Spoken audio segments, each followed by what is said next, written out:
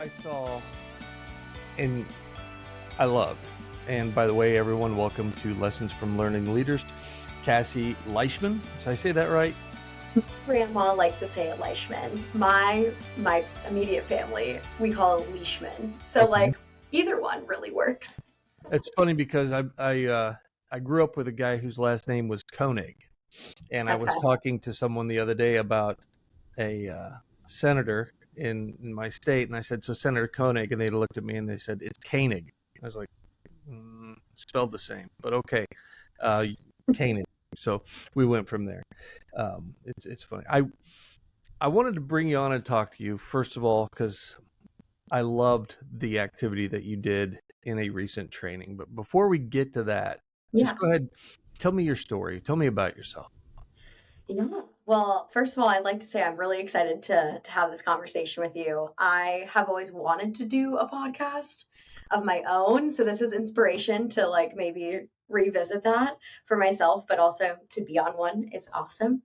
Um, but yeah, so I have been in my current role as a learning development manager for about 2 years now. But previously, I was a high school history teacher. And so education has really truly just been like my passion for honestly, I think my whole life. I think it was like third or fourth grade that my idea was to set up a school. I think it was, I wanted to go to Africa because my grandma as a photographer and always went to Africa. So I was like, I want to go to Africa and build schools and coach soccer and be a teacher. And so for the longest time, I always wanted to be a mentor to other humans and just educate. So that led me across. I grew up in Seattle and then slowly moved myself across the country. I went to college in Illinois and then came out to Virginia and taught for 4 years through the pandemic. And through the pandemic and post pandemic teaching, I realized I really have a passion for also adult learning. And I didn't realize that. During the pandemic, when everything went virtual and school districts weren't super set up for that, I definitely volunteered a lot to help train other teachers that didn't quite feel comfortable with using Zoom or Canvas, our LMS tool that we use to deploy um, learning opportunities to the students. And so from that, I was like, maybe I want to try something different outside of the classroom. And so that's where I landed in learning and development because it's still aligned to, being a teacher, but a little bit of a different and broader scope. So So that's how I got here today. what do you see then as the main challenges of going from working with children to working with adults? Yeah, I would say I it's actually more comparable than I expected it to be. I was expecting to feel like I have to be more like more serious, more professional. Like I was professional, but I was working with 15-year-olds. So like I could be a little bit more loose and funny but I feel like that has completely translated Mhm. into adult learning and so that was really refreshing. That I could come in and still have like my humor and personality and bring in really engaging activities that honestly worked for both high school and adults, just making it a little bit higher level for the adult learners. I say a challenge though is just adult learner. It needs to be quicker, right? Their time is more sensitive where a student in my classroom has to be there until the bell rings. So like I know I have a designated 90 minutes with them where people in the workplace, we want to make it efficient, effective, so that we honor their time, since training isn't um, their entire job. So I think that's been challenging because I want to do so much and have so Right. much fun. Yeah, um, there's so my training mentor Bob Pike used to say one of his Pike's laws is what he called it was adults are just children in big bodies. yes, And the way you teach children a lot of times translates to the way you can train adults. And what he was talking about was how did kids learn? They learn by putting their hands on things yeah, and getting involved and doing. Do yeah, the same thing with children.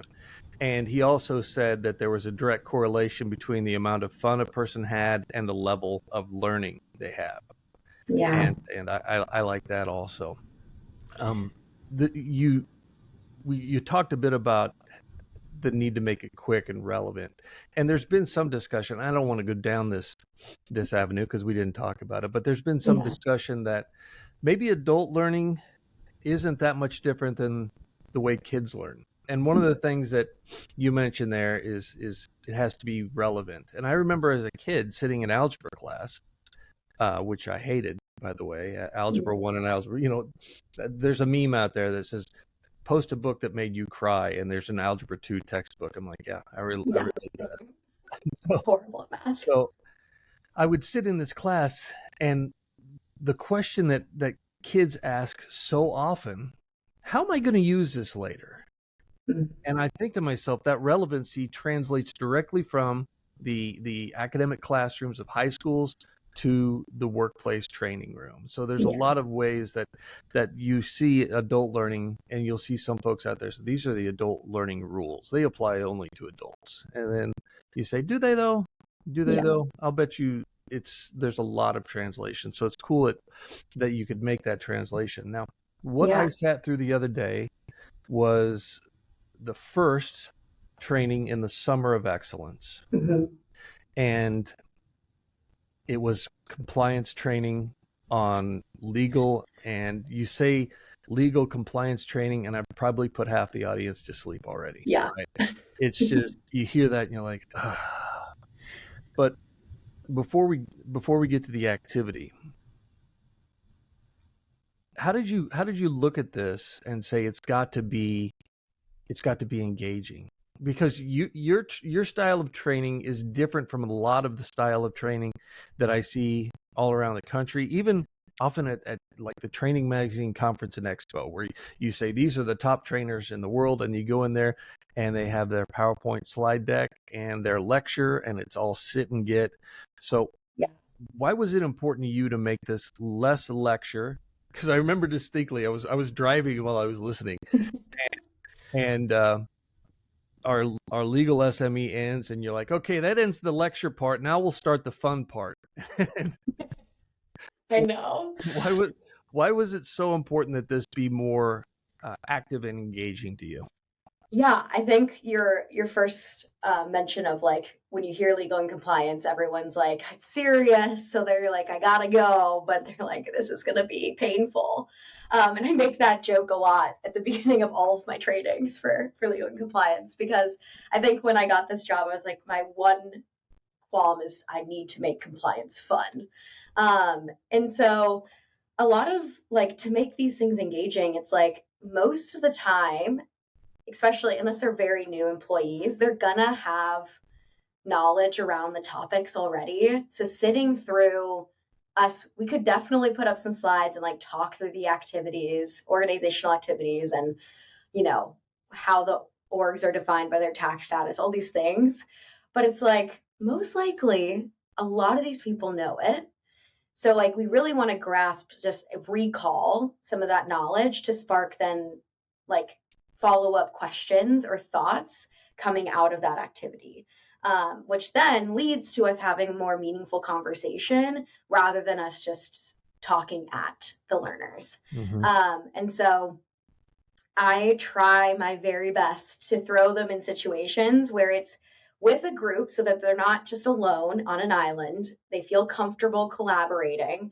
So, like, if one person in the group is new or, like, just transferred roles and they're not super confident, hopefully someone else in their group has some knowledge and they can feed off of each other in that way. Um, and so activities like the escape room that we did, that's a very simplistic way to just like get questions in front of folks, but put it in a medium that's like really fun and engaging. So like I could have just put those questions on a slide and had the whole 200 people like answer in the chat, but putting them into teams, making a little bit competitive, brings out that inner child, gives them a little break from like professional work. Um, and it's still getting them to think about the question and answer it, and then they have to get it right in order to move on. So I just find it really fun and engaging, and there's a lot of human connection that comes out of it. I feel like before you're like just here listening, and then they come back and like people are like jazzed up and they're like, this was awesome. Like I didn't expect compliance to be fun. So that's always a win when that happens. Was this one of the activities you used to do when you were teaching high school? Did you do something like I this? did some format of it. So that's kind of where the inspiration came. I had like I wanted to during like the first week of school when like I'm introducing. I taught world geography and AP US history. I only did this with world geography, but there was like a week or two in after they've kind of learned some basic skills for world geography. I wanted them to practice those skills.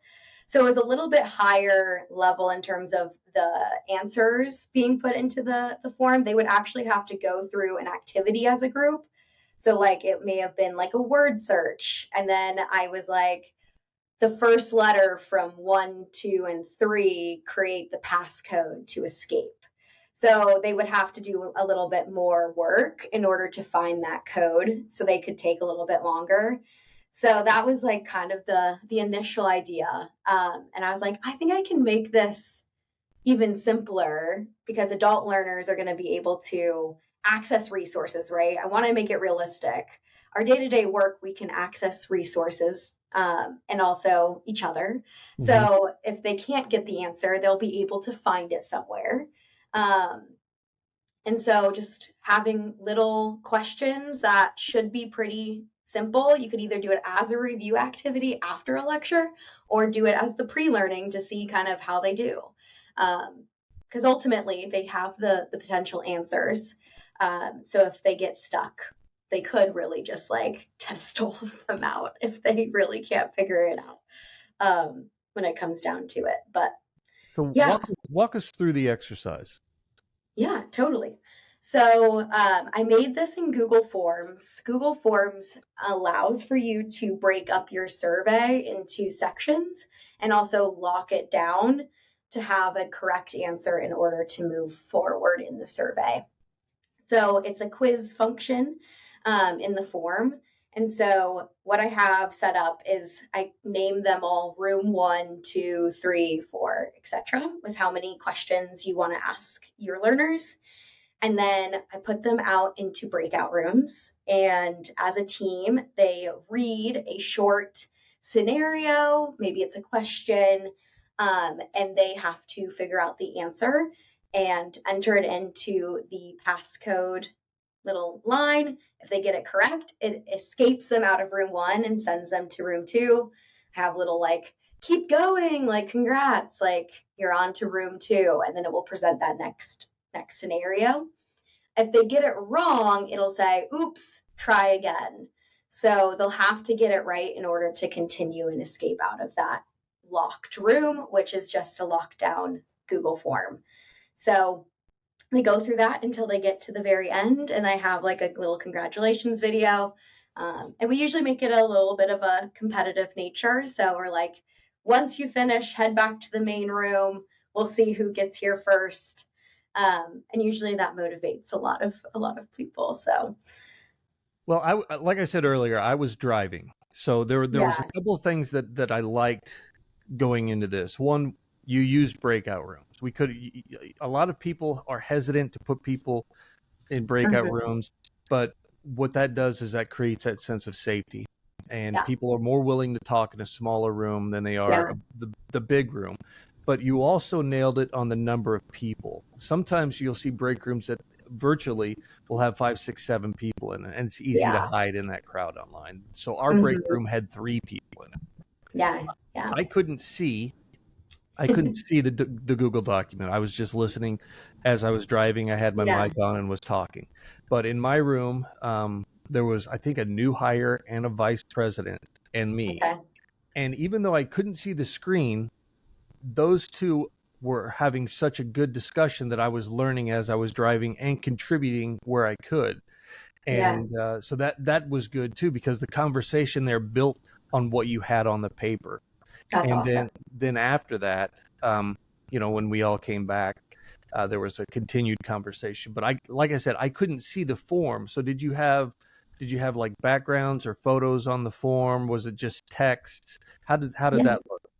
Yeah, so aesthetically, it's really it's got like a simple design for the background, but the each room has like a little like you're in room two, like congratulations, like a little slogan with an image, and then it will have the scenario below with like the answer key block to type in. Yeah. So it's really, really simple for everyone, just so they don't get confused on like what exactly they're supposed to do. But yeah, it has an image, has a little cheer on, like keep going, and then the scenario with the answer key box. So it's very, very simple.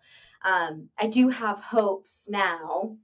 I would love to put together one that's in storyline and Hmm. articulate.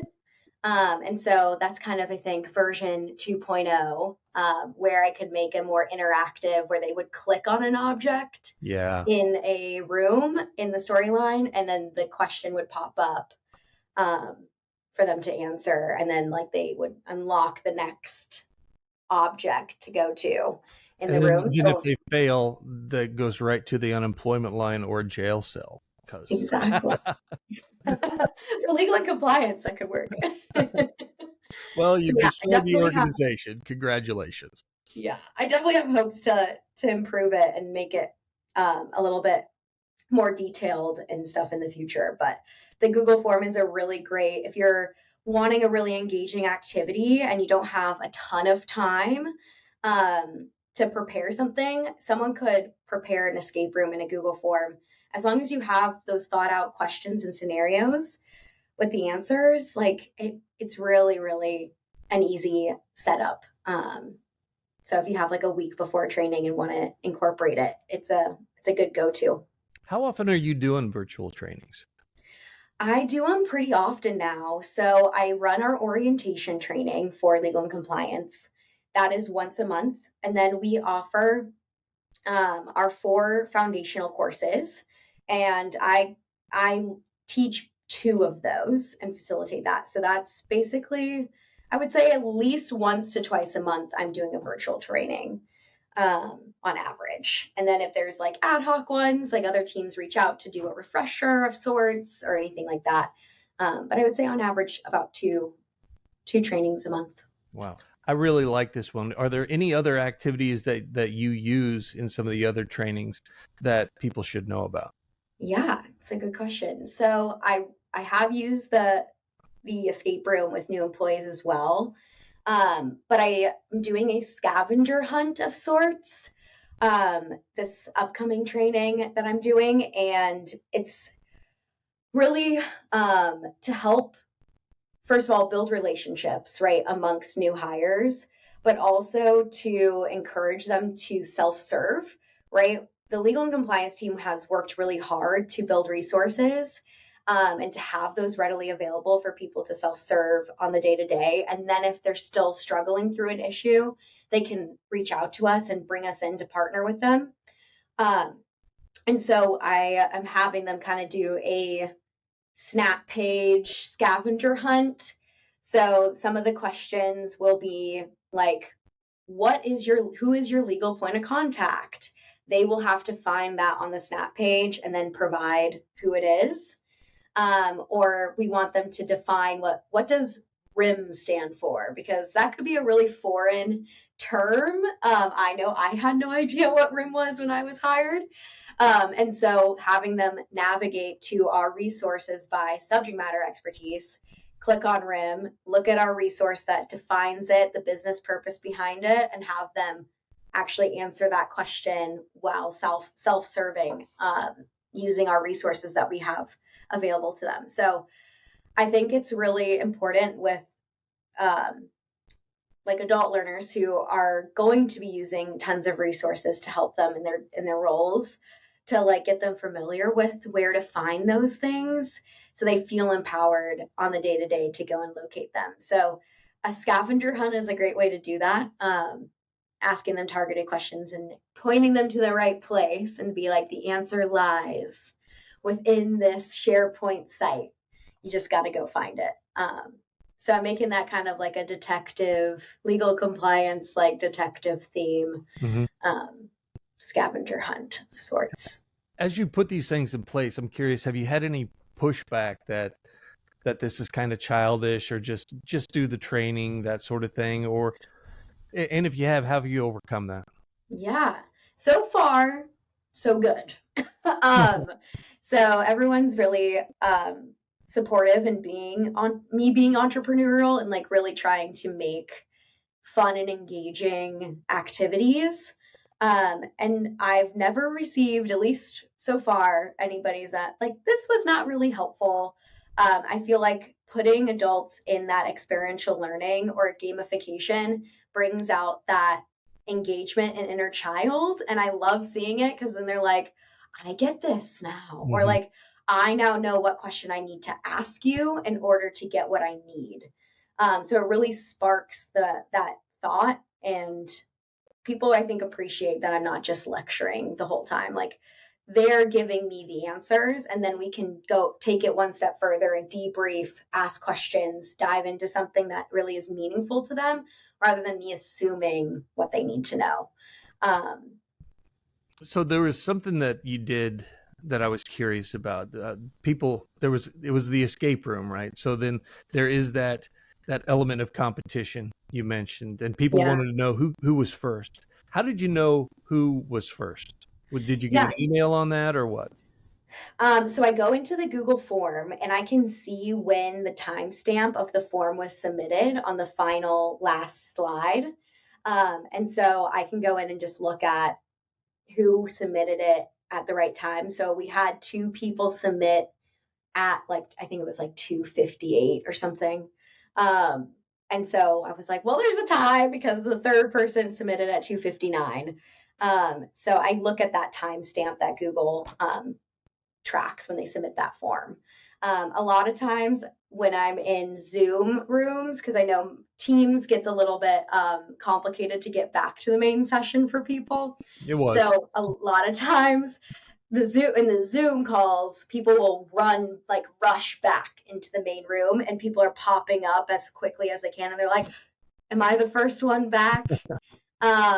And so we kind of base it off of that. But if a lot of people pop in, we'll go to that timestamp and check to see who submitted first.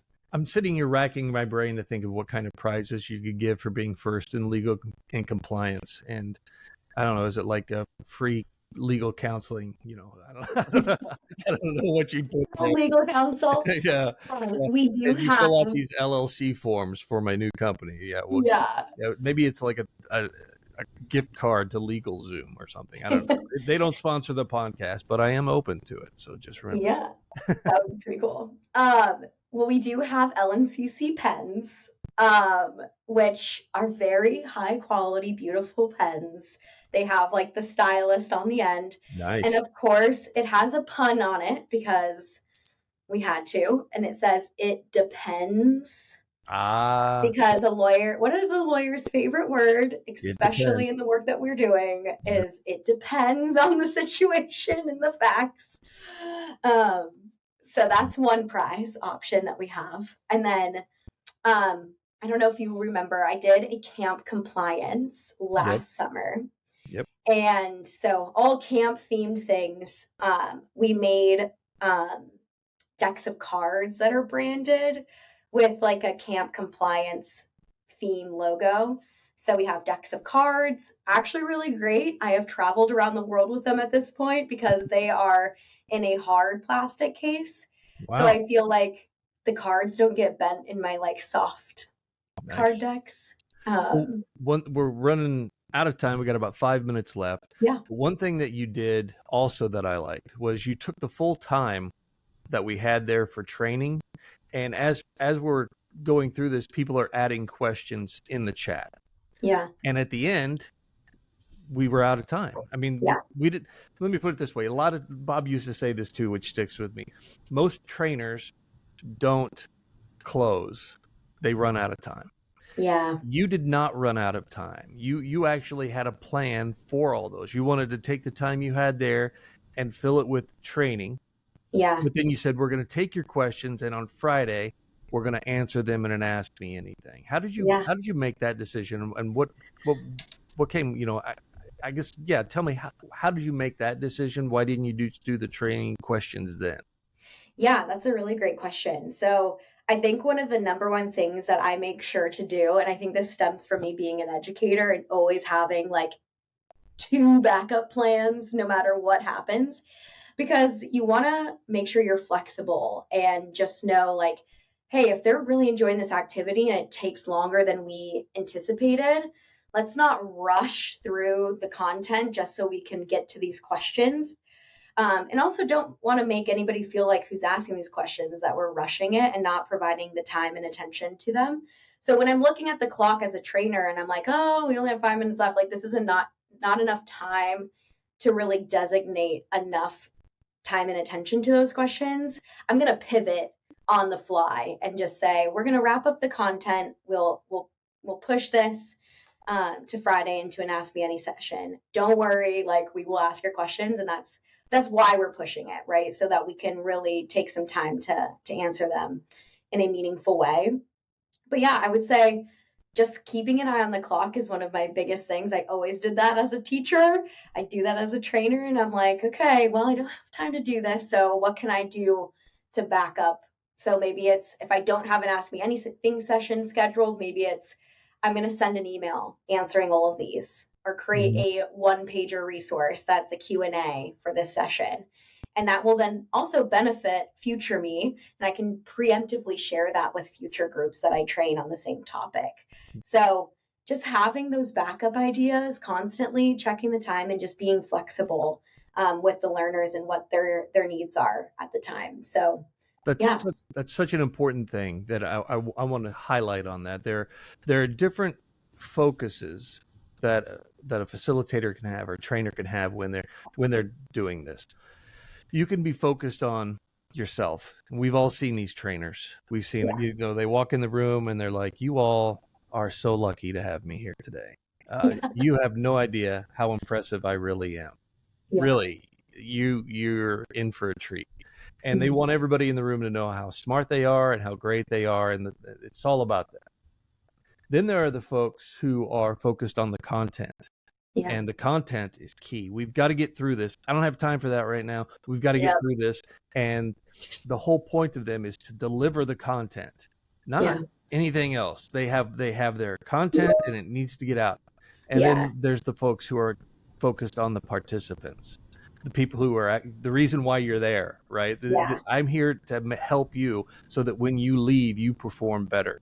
yeah, And if I'm focused on the content, I don't know what your needs are. I can't see that, yeah, oh, well, you get feedback through the entire course. And that mhm, feedback might be that puzzling look where you stop and you say, okay, what are you thinking about? What's yeah, on your mind right now? And you've got to be focused on the participants, because the yeah. end of this, the success of training isn't, oh, I delivered content. The success of training is, oh, they're performing better. Yep, exactly. Yeah, the learner is the center of everything, and the relationships with the learner is like the number one priority is relationships, focus on them, what do they need? Let's pivot, have backup plans, be flexible if like what you have in store is not what they need. So, Well, this was great. I mean, I enjoyed this.